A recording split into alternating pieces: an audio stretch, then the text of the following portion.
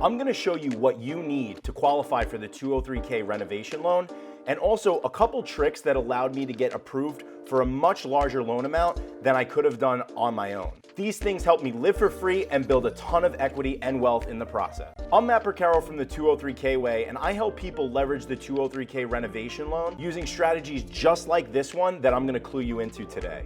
Go ahead and hit subscribe if you have any interest at all in the 203K loan, and how to leverage it to turn your next house into a cash machine. The 203K loan is an FHA loan.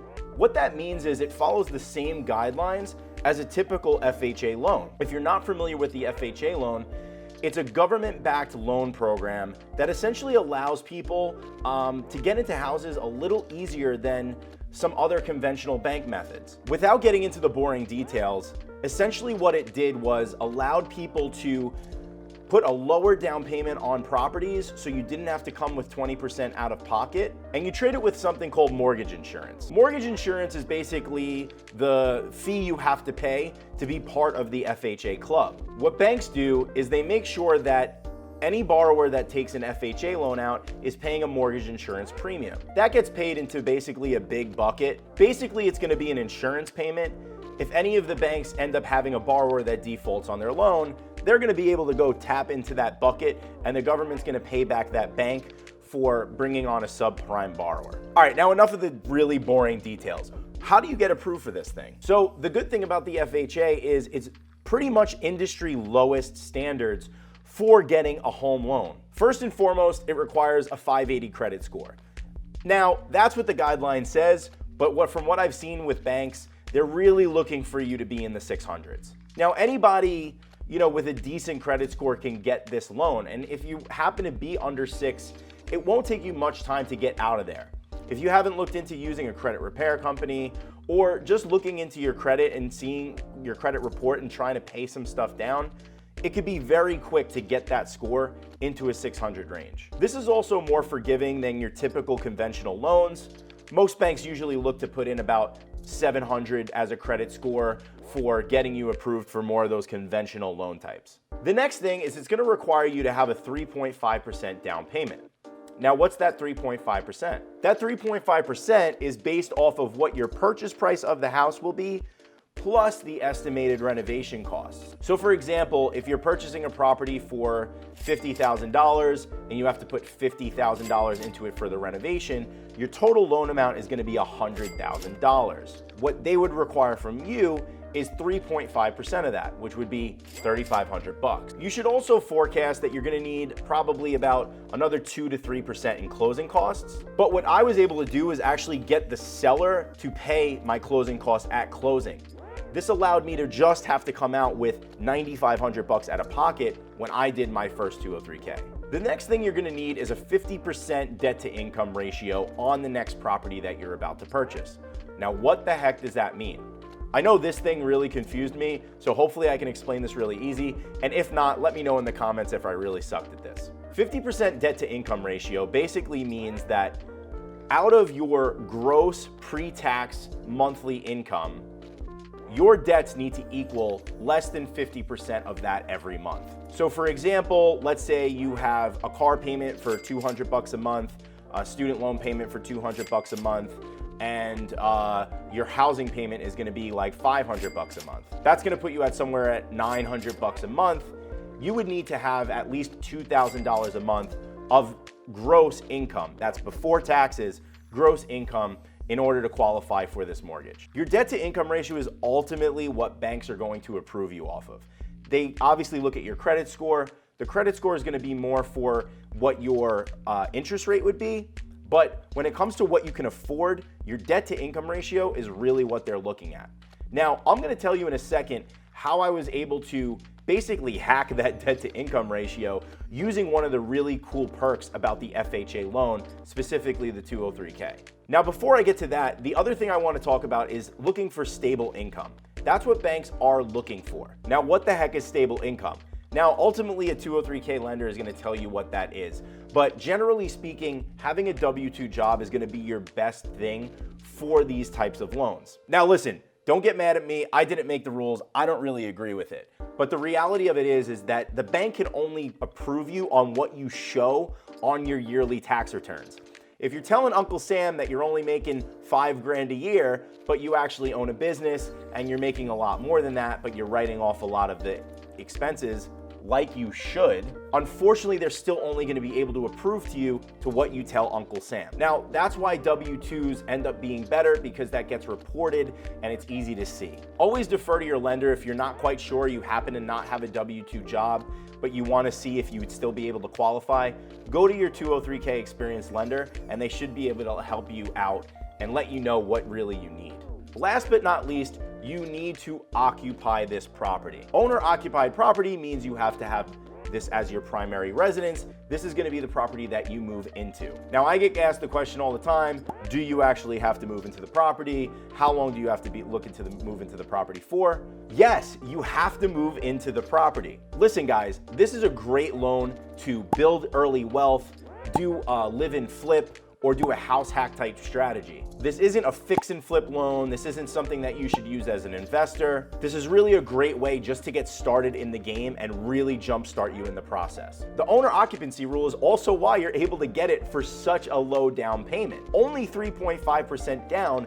They do that because they're expecting that you're gonna live in the property and you're gonna be building equity yourself on that property for the next however many years. That's also why you get great interest rates.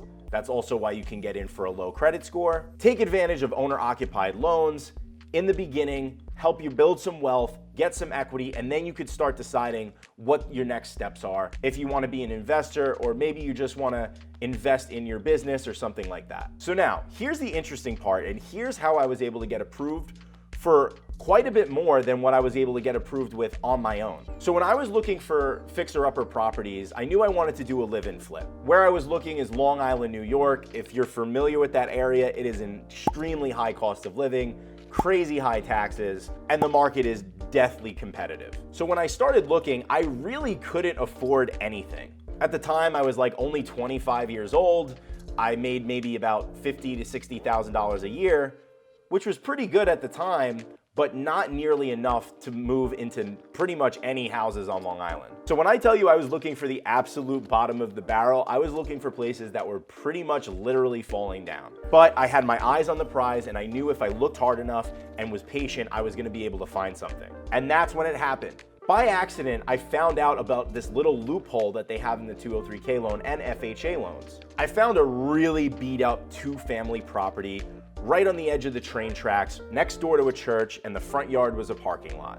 Doesn't sound like much, and a lot of people ran away from it. It was absolutely abysmal. There were squatters inside. People were literally pooping on the walls. It was disgusting. And the funniest part was I still couldn't afford it. I was only pre-qualified for about $270,000, which was what the property was listed for. It was actually listed somewhere around $300,000. But my loan officer told me one thing that I didn't know. He told me, since it's a 2-family property, you're gonna be able to live in one unit, but you're also gonna be able to collect rent from the other unit. That collected rent, they're able to forecast into my debt to income ratio to essentially give me, at the time, a $2,000 raise.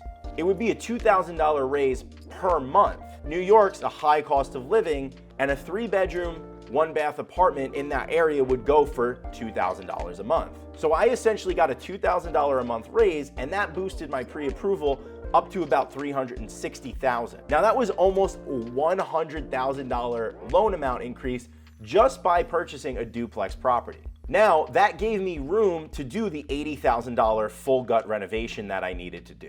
FHA loans allow you to purchase up to a 4-unit property, still with only putting 3.5% down on each of those. Now, as far as forecasting that future rental income, banks typically look for 75% of what that future market rent will be.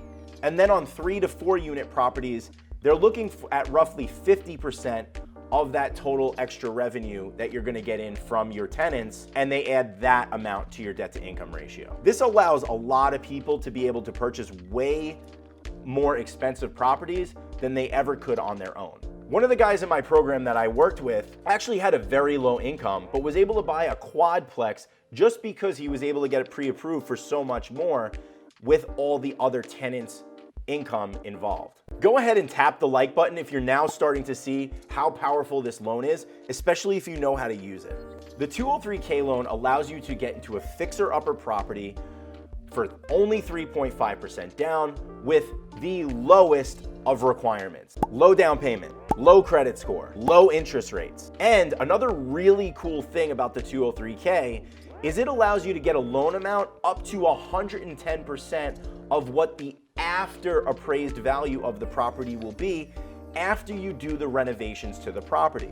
So in my case, I knew that the property was going to be worth somewhere in the neighborhood of like $450,000 when I was done with the full gut renovation. So that means I was $350,000 all in after I had purchased it, put $80,000 into it. I was $350,000 on my loan amount. But technically, I could have gotten my loan, if I was able to qualify for it, up to probably $500,000 if it ended up being a situation where I needed to go that much higher.